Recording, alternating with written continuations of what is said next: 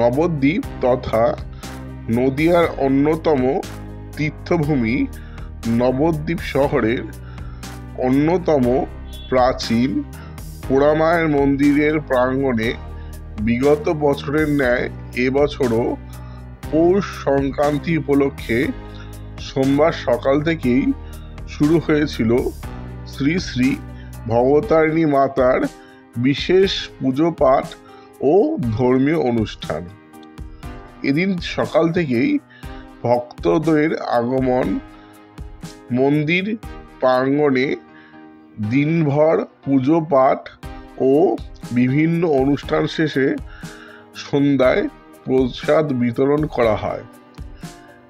জানা যায়, আজ থেকে প্রায় 250 বছর পূর্বে পৌষ সংক্রান্তির দিন শুরু হয়েছিল নদিয়ার নবদ্বীপের অন্যতম প্রাচীনতম শ্রী শ্রী ভবতারিণী মাতার বিশেষ পুজো পাঠ ও ধর্মীয় অনুষ্ঠান।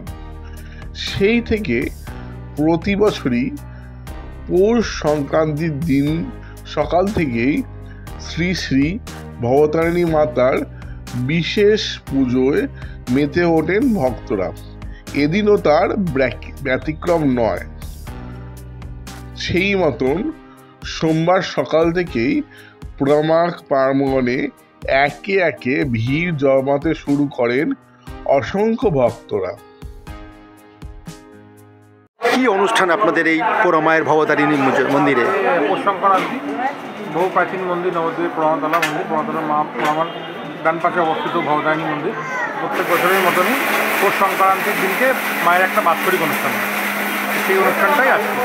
আর এমনি পৌষ সংক্রান্তির দিন বাইরে থেকে প্রচুর দর্শনার্থী আসতে দর্শন করছেন। তার মধ্যে বাৎসরিক উৎসব একটা, সকাল থেকেই মায়ের পুজো আরম্ভ হয়ে গেছে, চলবে দুপুরবেলা 2-3টে পর্যন্ত পুজো হবে, তারপরে ভোগ বিতরণ হবে সন্ধ্যেবেলা। এটা কত বছরের প্রাচীন আপনার এই ভবতারিণী মায়ের পুজোটা? হ্যাঁ, মোটামুটি 250-300 বছর হবে আনুমানিক। আজকে সারাদিন ধরে এই পুজো অনুষ্ঠান, তারপরে ভোগ বিতরণ, প্রসাদ বিতরণ সর্বত্র মধ্যে এটাই চলবে। আপনার নাম? আপনি এখানকার সেবায়িত? হ্যাঁ।